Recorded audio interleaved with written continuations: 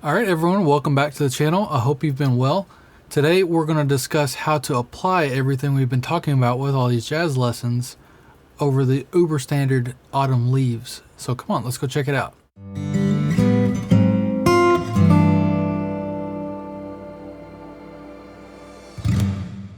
Alright, with this tune, there's two keys that you'll most commonly come across when you're delving into this music. The first key I like to call the guitar player's key, and that's the key of E minor or G major. The second key is the Miles Davis key or the horn player key of B flat major or G minor. We'll discuss both and how to play them in both, but we're primarily going to stay in the E minor for the ease of access of playing on the instrument. Okay, that being said, we'll start with the chords here. So the chords will follow a few different keys. So the first one is in G major. We're going to play the 2 chord of G major, which is A minor 7, to the 5 chord, which is D7, to the 1 chord, which is G major 7, to the 4 chord, which is C major 7. Each of those get one full measure apiece. 2, 3, 4, 2, 3, 4, 2, 3, 4, 2, 3, 4. Then we have 3 more chords. We have an F sharp half diminished to a B7, preferably altered, to E minor. And that is a 2-5-1 in the key of E minor. So the full A section, or the first half of this tune, you again have 4 measures of G major. So the 2 A minor, 5 D7, 1 G major 7, to 4 C major 7, and then you have 4 measures of the relative minor, or of G major, which is E minor. So the 2 of E minor, which is F sharp half diminished, to the 5, which is B7, to 1, which is E minor. So this one, we're going to do a little trick here. So when you go back to the A minor 7, instead of keeping this E minor 7 minor, since we're going to A minor 7, we can actually, if we want to add more tension, make this a dominant 7th, the E, so it's E dominant 7. So you can kind of think of this having a first and a second ending for this A section. So the first time again, A minor, D7, G major 7, C major 7, F sharp half diminished, B7, E minor, E7 to take you back to A minor, that's back to the top, D7, G major 7, C major 7, F sharp half diminished, B7, and then the second ending, stay on that E minor for 2 measures. Now in the B section, basically you flip the order of how you're playing these chords. So you start on the minor side, so start on F sharp half diminished, B7, E minor, and again we can throw that E7 in here.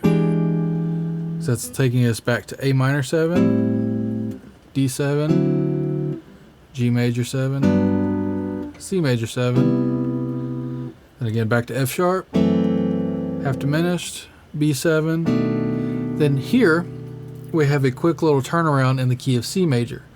We have a 3, which is E minor, to 6, which is A7, to D minor, which is your 2 chord, to G, which is the 5, then back to C, which is your 1 chord now, and then again a quick 2-5 in E minor. So F sharp half diminished, B7, E minor 7. Then again, if you're going to play the tune again, or play another chorus of it, you can add that E7 dominant 7th back in at the end to take you back to the top. So really it's pretty straightforward. You have the major side, A, D, G, C, and then the minor side, F sharp, B, E, twice, for the A section. The B section, it flips the order. You start on the minor side, so F sharp, B, E. Then the major side, A, D, G, C. Then F sharp, B, but when you resolve to E minor, you're going all the way down to C minor with this 3, 6, 2, 5. E minor, A7, D minor, G7, C major. Sorry, I think I said minor a second ago. Major. And then again a quick 2, 5 to E minor at the very end. So if we want to take that to the horn player key of B flat, now that we know the numbers of the chords, it's much easier to do that. So B flat major, our 2 chord is C minor. Then our 5 chord is F7. 1 chord is B flat major. And then our 4 chord is E flat major. Then in the relative minor of G minor, our 2 chord is A half diminished to D7 to G minor. And then again, if you want to throw in that G7, you can do that. So we're going back to C minor, F7, B flat, E flat, A half diminished, D7, G minor for 2 measures. In the B section, again, flip the order. So start on the minor side, A half diminished, D7, G minor, G7, C minor, F7, B flat major, E flat major, then A half diminished, D7, and that 3, 6, 2, 5, but now in E flat. So G minor, C7, F minor, B flat 7, E flat major, A half diminished, D7 flat 9, G minor. And then again, if you're playing another chorus of it, you could put G7 or G7 altered to take you back to C minor. So now let's look at the melody of it in the key of E minor. Okay, so the melody is going to follow a few easy patterns as well, just like the chords do. We're going to start with this pattern right here. This is E, F sharp, G to C. This pattern, we can think of it starting in E minor as the root, the second to the third of E minor to the third of A minor, which is at C. Then it goes to D7, and again you have root second, third to the third of G major to C. Again, same thing, root second, third of C major to A, which is the third of F sharp half diminished. Then B7, root second, third to the minor 3, which is G of E minor. So really, it's that pattern, root of the chord you're on, 2, 3 to the third of the next chord that you're going to. So in this case, A minor. That switches to D7, D, E, F sharp, B of G major. Switch to C, C, D, E, A, which is going to F sharp to B.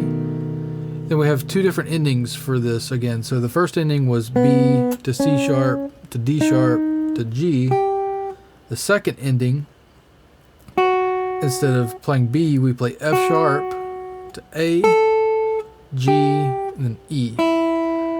So that second ending is the 5th of B to the 7th to the flat 13 to the root of E, which is the E minor chord. Going into the B section, we have a slightly different pattern.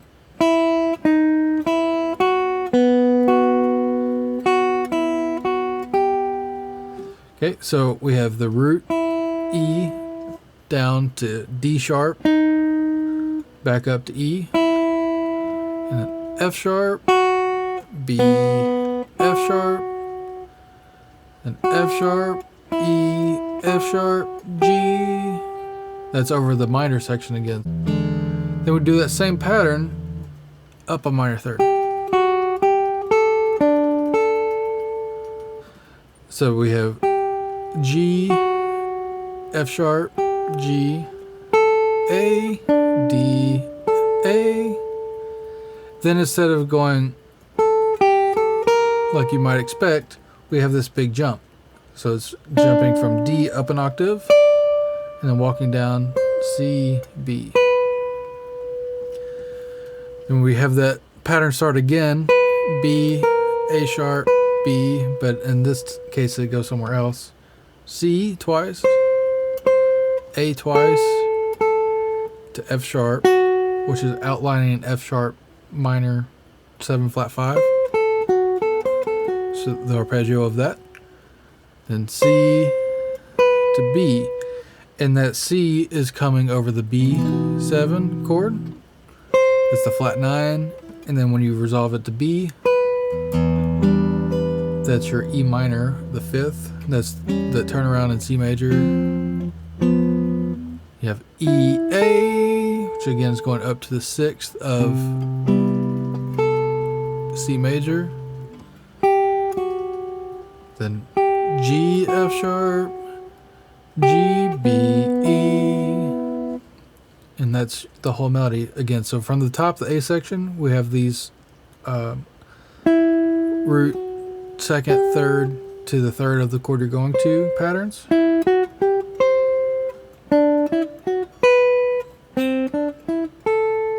The first ending, then it repeats.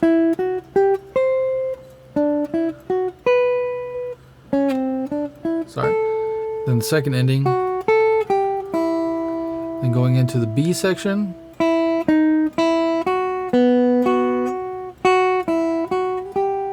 Do that pattern again. But then this time jump. Then start again. Then F sharp, arpeggio to B. Then E, A, G, F sharp, G, B, E. That's the whole melody.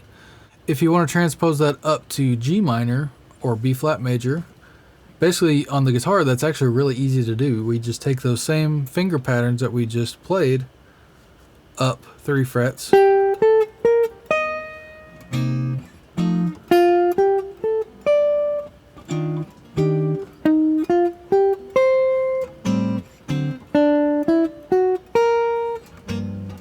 So it's the same thing. So we're starting G, A, B flat, E flat, and then down a whole step, F, G, A, D, E flat, F, G, C, B, E, F sharp to B flat. Then that would repeat. Then the second ending would be A, C, B flat to G. Then G, F sharp, G, A, D,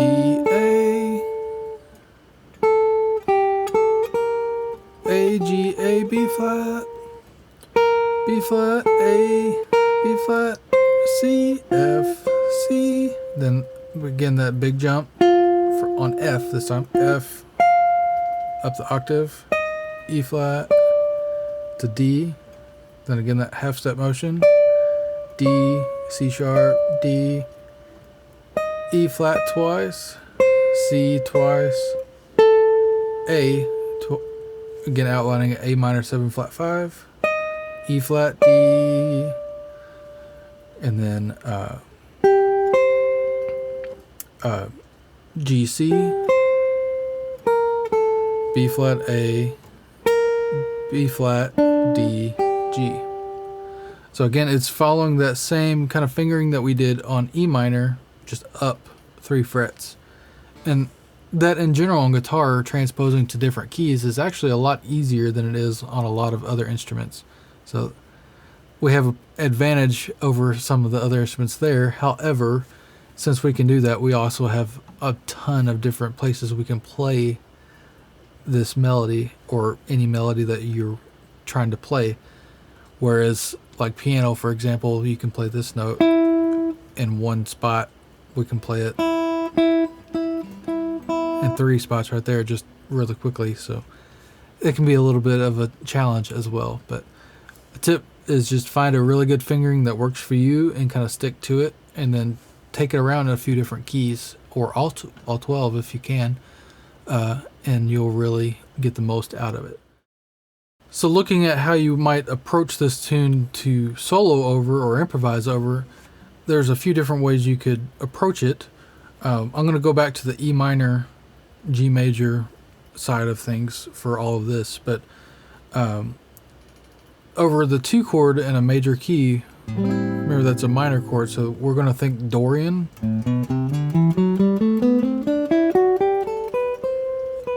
If you're thinking a full major scale mode, you could also think just minor pentatonic.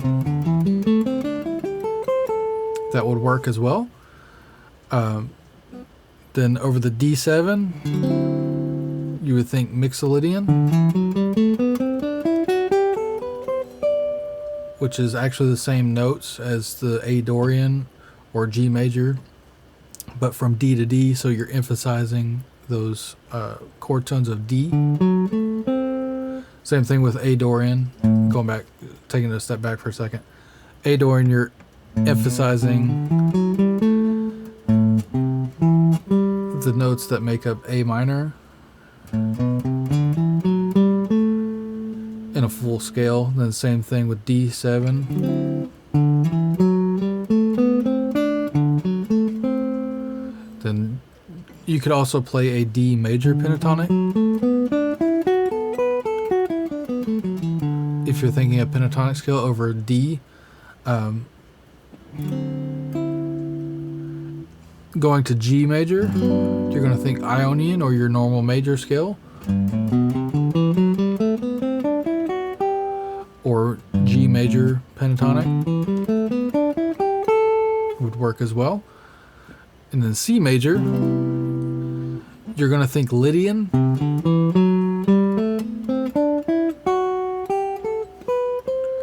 not C major or C Ionian. Think C Lydian, because you don't want to make that G have a natural F, which would make it a G7. We want to keep it still G major 7. So when we're on the C chord, F sharp,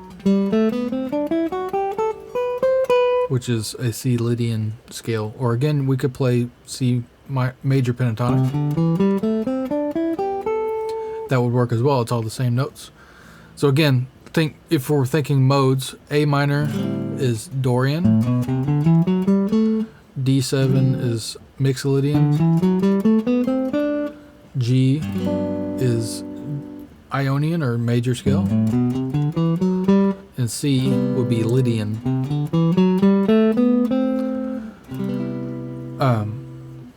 Now when we get to the E minor section, the F sharp half diminished is going to be Locrian. To the B7, if you're alternating it, you could play one of those 2 altered scales we talked about in the previous lesson. Either the half whole diminished scale, or the altered scale or diminished whole tone scale. So whichever sound that you want. Do you want the natural 13th, or do you want the flat 13th? So again, the diminished scale, the half whole diminished scale, is going to give you the natural 13, and the altered or the diminished whole tone scale will give you the flat 13. So again, just whichever sound you prefer. And then the E minor, we're going to play Dorian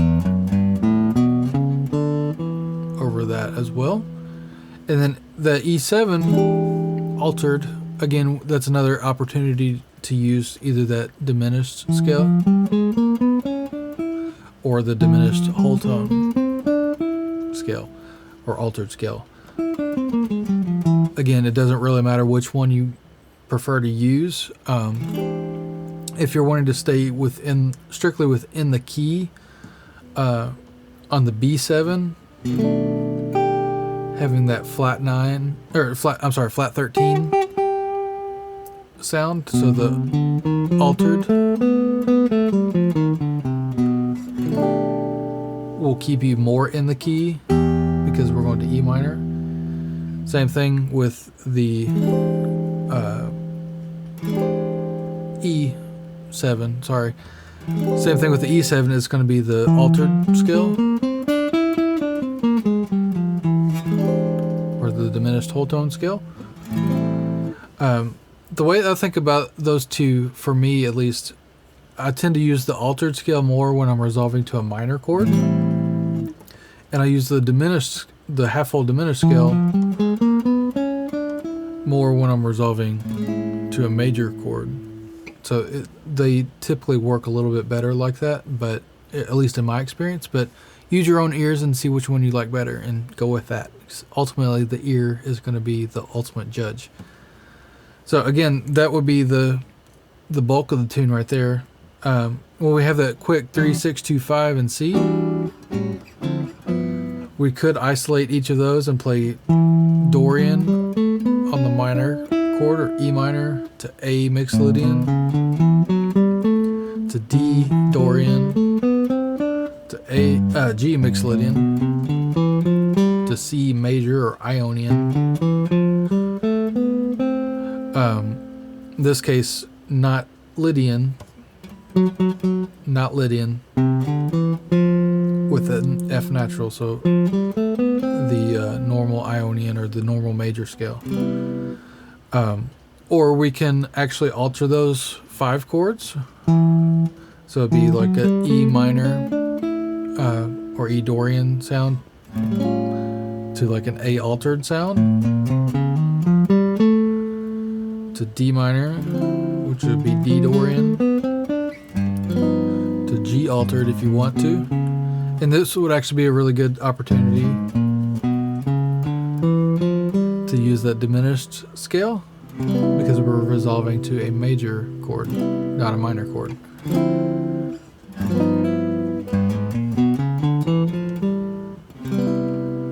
To C major. So that's a few ideas you could use for that. Also, don't be afraid to use the melody to solo, because ultimately the melody is the tune. So using kind of the melody to guide your improvisation. The last thing we're going to do for this lesson is I'm going to take a couple quick choruses over it. We're going to use parts of the melody and the scale ideas that we just talked about in order to do this, and that way you can kind of correlate everything that we've discussed in this lesson up to this point. And if you're following along, we're in the key of E minor or G major. So here we go.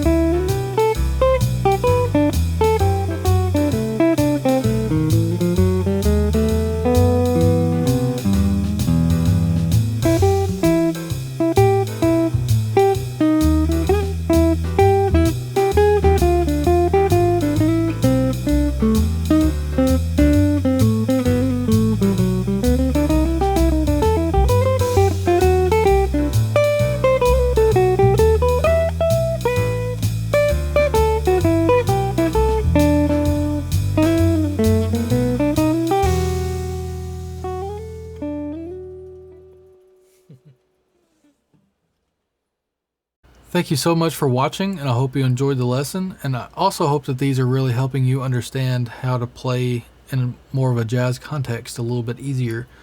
I know it can be a very challenging and confusing world, so hopefully we are breaking that down easy enough for you to understand.